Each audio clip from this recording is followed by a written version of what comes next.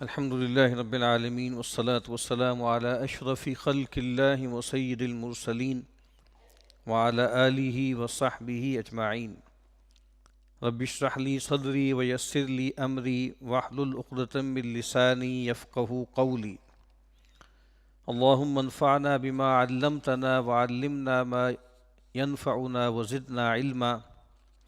اللهم لا سهل إلا ما جعلته سهلا وأنت تجعل الحزن إذا شئت سهلا آمین یا رب العالمین۔ کتاب ریاض الصالحین میں ہم آج سے جس کتاب کا آغاز کر رہے ہیں اس کا عنوان ہے کتاب الادب، اور اب ہم دیکھیں گے کہ اس کتاب کا اچھا بڑا حصہ جو ہے وہ اس کتاب کے مختلف ابواب پر مشتمل ہے۔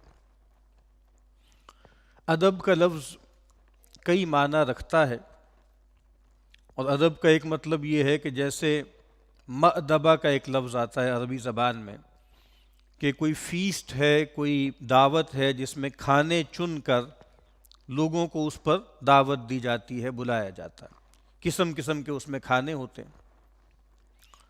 تو ادب بھی گویا یا مأدبہ کسے کہتے ہیں کہ انسانی فضائل، انسانی اخلاق، اس کی جیسے اس کا ایک مینیو ہے اور اس کی طرف لوگوں کو بلایا جا رہا ہے۔ عبداللہ ابن مسعود رضی اللہ تعالیٰ عنہ کا ایک قول بہت مشہور ہے کہ القرآن مأدبۃ اللہ، قرآن مجید گویا اللہ تعالیٰ کا ایک خوان نعمت ہے، ایک دسترخوان ہے، اور گویا اللہ تعالیٰ نے ایک دسترخوان چنا ہے اور اس میں قسم قسم کی غذائیں اپنے بندوں کے لیے متعین کی ہیں۔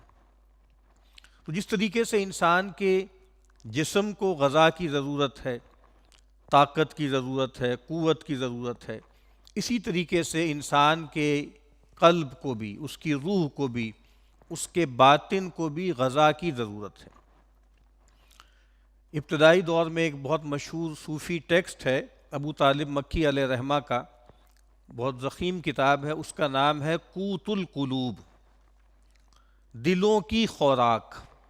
یعنی جس طرح انسان کے جسم کو جو ہے وہ روٹی پانی چاہیے، اور اس کو جو ہے مختلف قسم کے پروٹینز، کاربوہائیڈریٹس اور وٹامنز چاہیے ہوتی ہیں، تو اسی طریقے سے دل کی زندگی کو برقرار رکھنے کے لیے، دل کو نشو و نما دینے کے لیے، دل کو صحت مند رکھنے کے لیے بھی بہت سی دوائیاں ہیں جو اللہ تعالیٰ نے اور اس کے پیغمبر صلی اللہ علیہ وسلم نے متعین کی۔ اور خود قرآن مجید کا ایک تعارف یہ ہے کہ یہ شفاء لما فی الصدور ہے، جو کچھ کے سینوں میں ہے، جو بھی سینوں کی بیماریاں ہیں، جو سینوں کے آزار ہیں، جو سینوں کے امراض ہیں، قرآن مجید اس کی دوا ہے۔ تو کتاب الادب، اور جیسے انسان کو دو چیزوں کی ضرورت ہوتی ہے، علم اور ادب۔ جو قرآن مجید کی مشہور آیت ہے نا کہ یا ایھا الذین آمنوا قوا انفسکم واہلیکم نارا، اے وہ لوگوں جو ایمان لائے ہو، بچاؤ اپنے آپ کو اور اپنے گھر والوں کو جہنم کی آگ سے۔ سیدنا علی رضی اللہ تعالیٰ عنہ بھی اور سیدنا عبداللہ ابن عباس رضی اللہ تعالیٰ عنہما بھی، دونوں کی طرف یہ قول منسوب ہے کہ انہوں نے بتایا کہ قوا انفسکم واہلیکم نارا، اس کا مطلب کیا ہے؟ تو انہوں نے فرمایا کہ علموہم وادبوہم، کہ ان کو تعلیم دو اور ان کی تأدیب کرو، ان کو ادب سکھاؤ۔ ایک اور جو روایت ہمارے ہاں پرانی کتابوں میں چلی آ رہی ہے، نبی اکرم صلی اللہ علیہ وسلم کی طرف منسوب، کہ پیغمبر نے فرمایا کہ ادبنی ربی فاحسن تأدیبی، میرے رب نے مجھے ادب سکھایا اور مجھے بہت خوبصورت میری تأدیب کی۔ تو آپ کو معلوم ہے کہ ادب کا لفظ ہمارے ہاں ایک تو مینرز کے لیے آتا ہے، آداب، اس کی جمع آداب ہے، آداب الطعام ہے، آداب النوم ہے، آداب الجوار ہے، آداب تلاوت القرآن ہے، کہ کوئی بھی کام آپ کو کرنا ہے اس کا صحیح طریقہ کیا ہے، اس کا صحیح ڈھنگ کیا ہے، اس کا صحیح نہج کیا ہے۔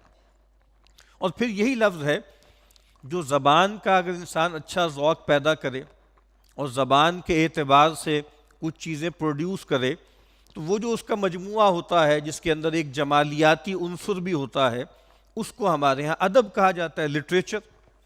تو گویا یہ اس سے جڑی ہوئی بات ہے۔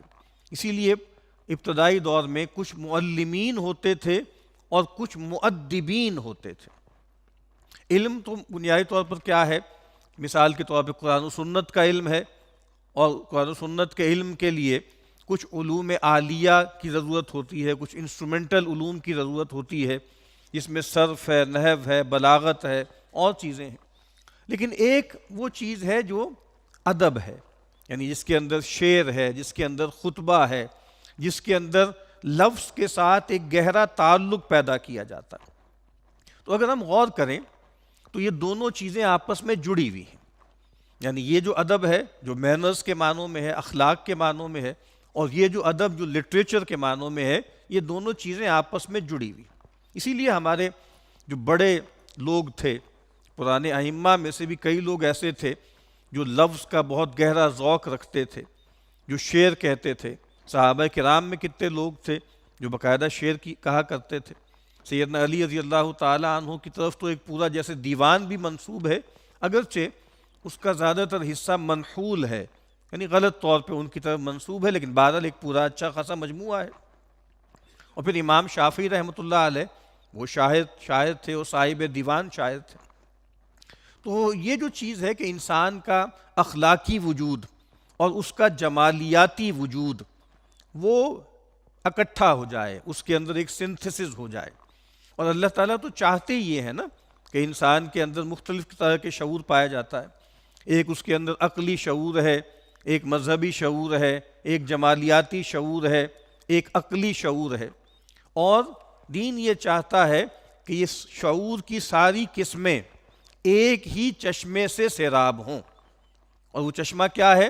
وہ چشمہ قرآن و سنت کا چشمہ ہے۔ قرآن مجید میں ایک جگہ آتا ہے نا کہ اللہ تعالیٰ نے زمین کے مختلف قطعات جو ہیں اس میں طرح طرح کی اس میں فصلیں اگتی ہیں، دانے اگتے ہیں، پھل پھول اگتے ہیں، اور آگے کہا گیا یسقا بماء واحد، اس سب کو ایک ہی پانی سے سیراب کیا جاتا ہے۔ تو ہمارے دین کا مقصود یہ ہے کہ انسان کی شخصیت اور اس کے شعور اور اس کی نفس کی تمام فیکلٹیز کو جو چیز خوراک دے، جو چیز اس کو سسٹین کرے، جو اس کو ڈیولپ کرے، وہ کیا ہو؟ وہ قرآن و سنت ہو، وہی جو ہے وہ پرانی شراب ہو، جس کو اقبال نے کہا نا کہ وہی دیرینہ بیماری، وہی نامحکمی دل کی، علاج اس کا وہی آب نشاط انگیز ہے ساقی۔ اور وہی شراب کہن، جس کے بارے میں اقبال نے جا کہا نا کہ شراب کہن پھر پلا ساقیا، وہی جام گردش میں لا ساقیا۔ تو یہ جو شراب کہن ہے یہ قرآن و سنت سے میسر آتی ہے، جس سے انسان کے اندر جو ہے وہ جذبہ پیدا ہوتا ہے۔ اور آپ کو معلوم ہے کہ شراب کا آپ سمجھ لیں جو سمبل استعمال ہوتا ہے شاعری میں، وہ سورس آف انسپریشن کے معنوں میں بھی ہوتا ہے۔ تو ہمارے لیے جو سورس آف انسپریشن ہے وہ کیا ہے؟ وہ قرآن و سنت ہے۔ تو یہ جو ادب ہے اس کو اس طرح سے بھی دیکھ سکتے ہیں کہ ہمارے یہاں ایک لفظ بولا جاتا ہے تعلیم و تربیت۔ تو عربی زبان میں تربیت کے لیے جو لفظ بولا جاتا ہے وہ یہ تأدیب کا ہے۔ تو ہماری ذمہ داری کیا ہے؟ اپنی بھی اور اپنی اگلی نسلوں کی تعلیم اور تربیت۔ تعلیم ضرورت ہے انسان کے شعور کی، اور تربیت یا اخلاق ضرورت ہے انسان کے وجود کے، یعنی انسان جو ہے وہ وجود بھی رکھتا ہے اور شعور بھی رکھتا ہے۔ اسی لیے بہت سے ہمارے اکابرین نے یہ بات کہی ہے کہ نحن الی قلیل من الادب احوج منا الی کثیر من العلم۔ عبداللہ ابن مبارک رحمہ اللہ فرماتے ہیں کہ ہم بہت تھوڑے ادب کے زیادہ محتاج ہیں بہت زیادہ علم کی نسبت۔ تو ہمیں علم بھی درکار ہے لیکن ہمیں ادب بھی درکار ہے۔ اور ایک صاحب کہتے ہیں کاد الادب ان یکون ثلثی الدین، قریب ہے کہ یہ جو ادب ہے وہ 2/3 دین بن جائے۔ اور اسی لیے ہمیں معلوم ہوتا ہے کئی اکابرین اپنے جو ہے وہ بچوں سے کہا کرتے تھے کہ ایک فقیہ نے کہا اپنے بیٹے سے، ایک بڑے عالم نے، کہ ائت الفقہاء والعلماء، علماء اور فقہاء کے پاس جایا کرو، وتعلم منہم، اور ان سے سیکھا کرو، وخذ من ادبہم واخلاقہم، اور ان کے ادب اور اخلاق میں سے، وہدیہم، اور ان کے جو مینرز ہیں ان میں سے حاصل کرو، بِأَنَّ ذَلِكَ أَحَبُّ إِلَيَّ لَكَ مِن كَثِيرٍ مِّنَ الْحَدِيثِ، کہ ان کے علم، ان کے ادب، ان کے اخلاق، ان کی ہدی، اس سے اگر تم لوگے تو یہ مجھے زیادہ محبوب ہے بہت زیادہ احادیث سے، بہت زیادہ روایتوں سے۔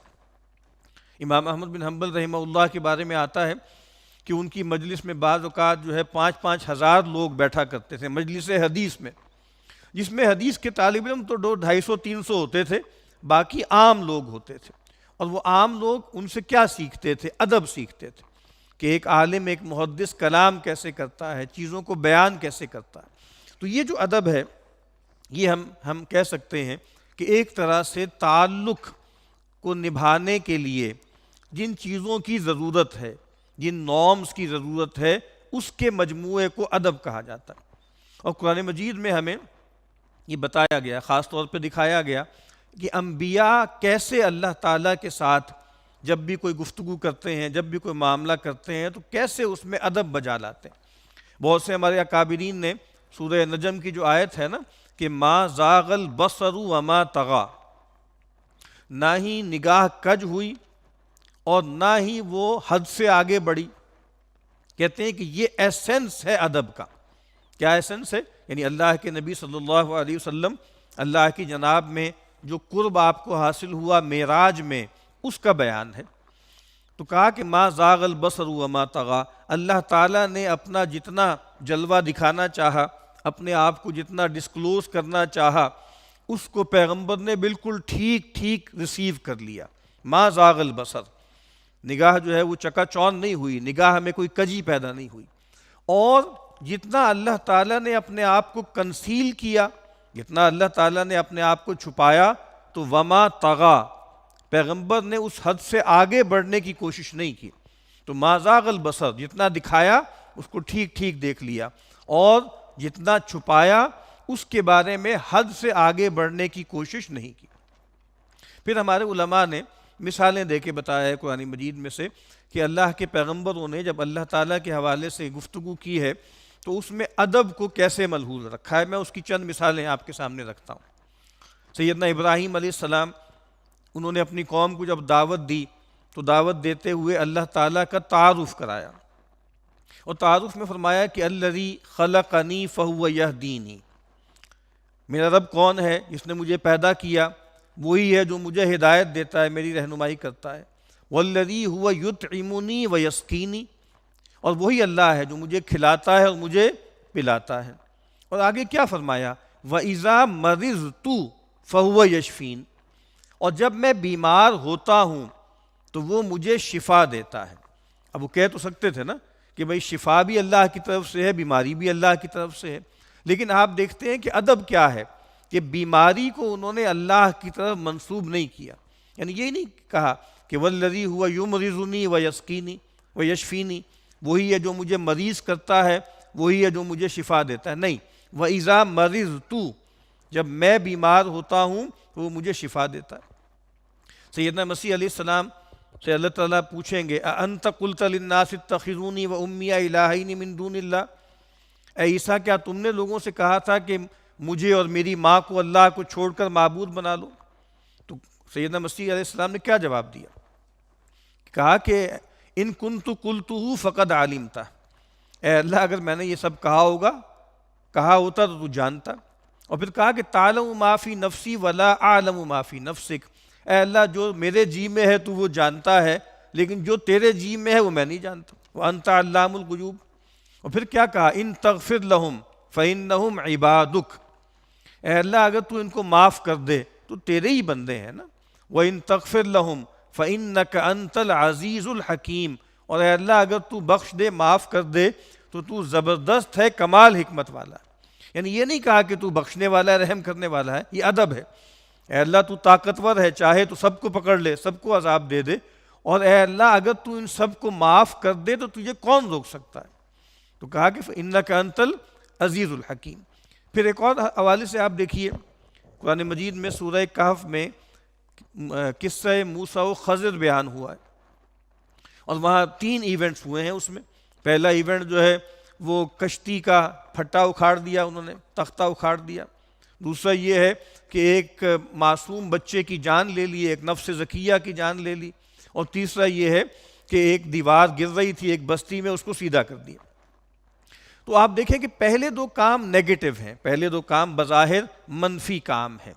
تو جب سیدنا خضر نے بتایا کہ بھئی یہ میں کیا کر رہا تھا، تو دونوں پہلی چیزوں میں اس کی نسبت اپنی طرف کی، جو کہا نا فَأَرَدْتُ أَنْ أَعِيبَهَا، میں نے یہ ارادہ کیا کہ میں اس کو عیب دار کر دوں، اس کشتی کو، تاکہ چونکہ ایک غاصب حاکم جو ہے وہ اس کو جو ہے وہ کنفسکیٹ کر رہا تھا، قبضے میں لے رہا تھا، تو میں نے چاہا کہ میں اس کشتی کو بچا لوں۔ تو اب چونکہ عیب دار کر رہے تھے نا، تو اس کی نسبت اللہ کی طرف نہیں کی، حالانکہ آخر میں کیا کہا انہوں نے وَمَا فَعَلْتُهُ عَنْ أَمْرِي، میں نے جو کچھ کیا یہ اپنی مرضی سے نہیں کیا، یہ سب اللہ کے حکم سے کیا۔ لیکن ادب کیا ہے کہ چونکہ اس میں ایک نیگیٹیوٹی ہے تو اس کو اللہ کی طرف منسوب نہ کیا جائے۔ اسی طریقے سے وہ جو نفس زکیہ تھا، جو ایک معصوم بچہ تھا، اس کو مار دیا، تو وہاں پر کیا کہا فَأَرَدْنَا أَن يُبْدِلَنَا رَبُّهُمَا، تو ہم نے ارادہ کیا کہ ہمارا رب جو ہے وہ اس کو بدل دے، یعنی ہم نے ارادہ کیا کہ ہم اس بچے کو مار دیں، اور مارنے کے بعد اللہ اس کی جگہ ایک اور بچہ دے دے جو صالح ہو، جو نیک ہو۔ اور جو تیسرا کام تھا وہ پازیٹیو کام تھا، تو وہاں نسبت دی اللہ کی طرف۔ تو فَأَرَادَ رَبُّكَ أَن يَبْلُغَا أَشُدَّهُمَا وَيَسْتَخْرِجَا كَنزَهُمَا، تو آپ کے رب نے یہ چاہا کہ وہ بچے جو ہیں، یتیم بچے جن کا خزانہ اس دیوار کے نیچے ہے، تو اگر وہ دیوار گر جاتی تو خزانہ ظاہر ہو جاتا اور لوگ اس کو لے اڑتے، تو آپ کے رب نے یہ چاہا کہ وہ جو بچے ہیں وہ بلوغت کی عمر کو پہنچ جائیں اور اپنا وہ خزانہ اس میں سے نکال لیں۔ تو یہ مثالیں میں نے آپ کے سامنے دی ہیں یہ بتانے کے لیے کہ انبیاء جب اللہ تعالیٰ کے ساتھ معاملہ کرتے ہیں تو کس طریقے سے ادب کو ملحوظ رکھتے ہیں۔ حافظ ابن قیم رحمۃ اللہ علیہ نے فرمایا ہے کہ ادب تین طرح کا ہوتا ہے، ایک ہے ادب اللہ کے ساتھ، ایک ہے ادب رسول اللہ صلی اللہ علیہ وسلم کے ساتھ، اور ایک ہے ادب اللہ کی مخلوقات کے ساتھ۔ تو وہ کہتے ہیں کہ جو اللہ تعالیٰ کا جو ادب ہے وہ کیا ہے، اللہ کے احکامات کو ماننا اور اس کو بجا لانا۔ اور وہ فرماتے ہیں کہ وہ تین طرح سے ہوتا ہے۔ ایک تو یہ ہے کہ انسان جو ہے وہ اللہ تعالیٰ کی معرفت حاصل کرے، ذات و صفات کی۔ نمبر دو، اللہ تعالیٰ کے احکامات کی معرفت حاصل کرے، اور نمبر تین، پھر ایک پوزیشن لے، اپنے آپ کو اللہ تعالیٰ کے احکامات کا اہل بنائے۔ اسی طریقے سے نبی اکرم صلی اللہ علیہ وسلم کا ادب کیا ہے کہ آپ پہ درود بھیجا جائے، آپ کی تعظیم کی جائے، آپ سے محبت کی جائے، آپ کی اطاعت کی جائے، آپ کا اتباع کیا جائے، آپ کی نصرت کی جائے۔ اور پھر مخلوقات کے ساتھ ادب کیا ہے کہ جس کا جو ڈیو بنتا ہے، جس کا جو مقام و مرتبہ ہے، اس کے مطابق اس سے معاملہ کیا جائے۔ جو ایک حدیث میں آتا ہے نا کہ فَآتِ كُلَّ ذِي حَقٍّ حَقَّهُ، ہر حق والے کو اس کا حق دو۔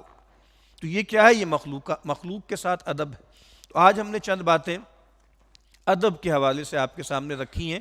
اگلی مرتبہ انشاءاللہ جو پہلا باب ہے حیا کا، اس کے بارے میں چند باتیں کریں گے۔ وآخر دعوانا ان الحمد للہ رب العالمین۔